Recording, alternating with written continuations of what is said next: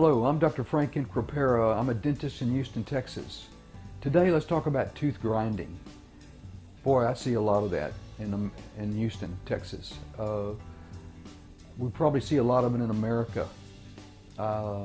It's amazing. Stress can cause a lot of this tooth grinding. It's where people exhibit their emotions. They bottle it up into the way their teeth grind together, either at night or during the day. And sometimes teeth grinding occurs from just a bad bite.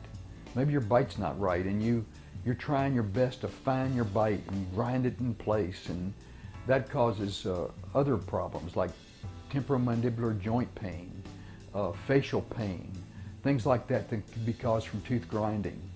The other sequelae of tooth grinding is breaking your teeth. I see cracked teeth. I see broken porcelain. A lot of that has to do with tooth grinding. We got to try to help you stop that.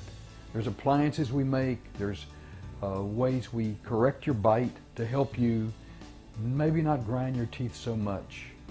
And sometimes we even refer you to other types of doctors to help you with your stress level. If you need some help with this, please call me. I'm Dr. Frank Incrapera at 281-493-0061. Thank you.